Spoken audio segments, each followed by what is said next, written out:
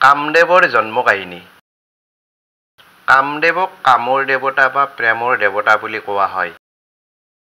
কামদেৱে মহাদেৱৰ তপস্যা ভংগ কৰিবলৈ গৈ মহাদেৱৰ ক্ৰোধত ভস্মীভূত হ'ব লগা হৈছিল। শেষত পত্নী ৰতী দেৱীৰ ভক্তিত মহাদেৱে কামদেৱক পুনৰ জীৱিত কৰি দিছিল। সেই কামদেৱৰ জন্ম কিদৰে হৈছিল?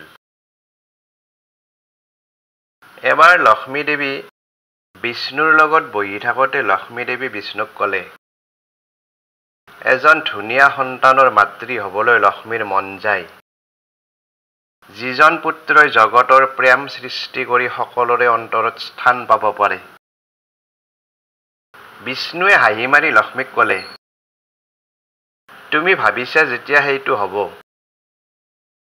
লক্ষ্মীয়েও বিষ্ণুৰ কথাষাৰ এনে কোৱা বুলি ভাবি গুৰুত্ব দিয়া নাছিল। সেই সময়তে আকাশেৰে সূৰ্যপুত্ৰ ৰিভান্দাই এটা ঘোঁৰাত উঠি আকাশী পথেৰে ক'ৰবালৈ গৈছিল।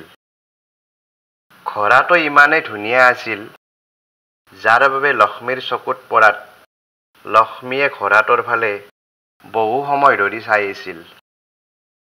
বহু সময়লৈ ঘোঁৰাটো চাই থকা দেখি বিষ্ণুই লক্ষ্মীক সুধিছিল, লক্ষ্মীয়ে কিয় ঘোঁৰাটো ইমান দেৰিলৈকে চাই আছে?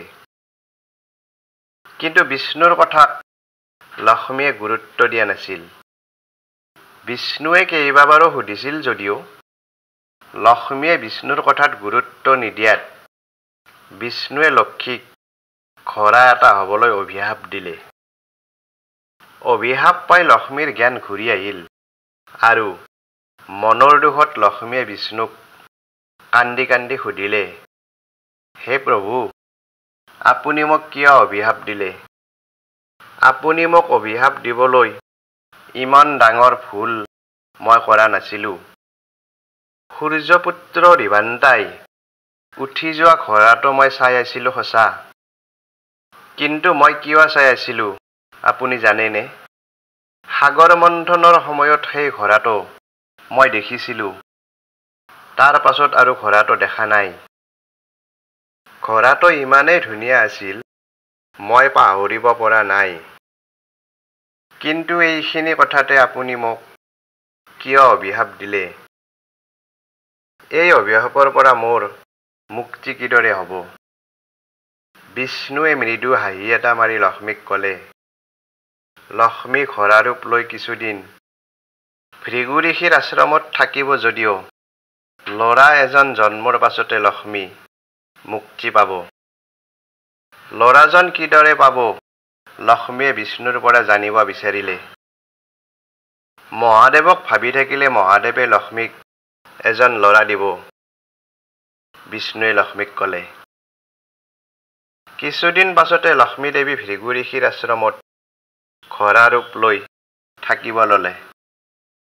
ভৃগু ঋষিয়ে লক্ষ্মীক নিজৰ ভনীয়েকৰ নিচিনাকৈ ব্যৱহাৰ কৰি সকলো বুজি লক্ষ্মীক ল'ৰা এটাৰ কাৰণে মহাদেৱক কিদৰে ধ্যান কৰিব লাগে শিকাই দিলে। লক্ষ্মীয়ে কৰা ধ্যানত মহাদেৱ সন্তুষ্ট হৈ মহাদেৱে বিষ্ণুৰ লগত যোগাযোগ কৰিলে। বিষ্ণুৰ পত্নী লক্ষ্মীয়ে কিয় ল'ৰা এটা বিচাৰিছে? বিষ্ণুৱে মহাদেৱক দিবলৈ ক'লে। শেষত মহাদেৱে ব্ৰহ্মাৰ লগতো আলোচনা কৰি এজন পুত্ৰ লক্ষ্মী দেৱীক দিলে। পুত্ৰজন গৰ্ভস্থ নাছিল। লক্ষ্মীৰ মানস পুত্ৰ হিচাপে জন্ম লৈছিল। জন্ম পাই ল'ৰাজনে গীত মাত নৃত্য কৰিব ধৰিলে। স্বৰ্গৰ দেৱগণেও আশীৰ্বাদ দিলে। ল'ৰাজন গীত নৃত্যত আগবঢ়া দেখি স্বৰ্গৰ অপেশ্বৰী আৰু গন্ধৰ্বসকলে ল'ৰাটোক স্বৰ্গলৈ লৈ গ'ল। লক্ষ্মী দেৱীয়ে অভিশাপৰ পৰা মুক্ত হৈ বিষ্ণুৰ ওচৰলৈ গৈ বিষ্ণুক প্ৰণাম কৰি বিষ্ণুৰ কাষত বহিল। বিষ্ণুৱে হাঁহি মাৰি লক্ষ্মীক সুধিলে, পুত্ৰৰ মাতৃ হৈ কেনে লাগিছে? লক্ষ্মীয়ে মনত বহুত আনন্দ পোৱা বুলি বিষ্ণুক ক'লে।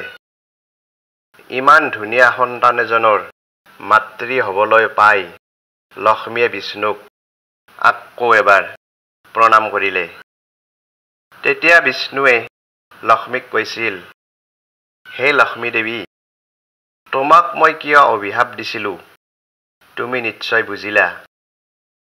তুমি আশা কৰি থকা ধুনীয়া ল'ৰা এজনৰ এতিয়া মাতৃ হলা। যদিও মোৰ অভিশাপ পাই তুমি দুখ কৰিছিলা, তোমাৰ মনৰ আশা পূৰণ কৰিবলৈহে অভিশাপ দিছিলোঁ। বিষ্ণুৰ কথাবোৰ শুনি লক্ষ্মী দেৱী বিষ্ণুৰ চৰণত পৰি সেৱা জনালে। সেইজনে আছিল কামদেৱ। কামদেৱক অৱশ্যে কেতিয়াবা ব্ৰহ্মাৰ পুত্ৰ আৰু কেতিয়াবা শিৱৰ পুত্ৰ বুলিও শাস্ত্ৰত উল্লেখ আছে।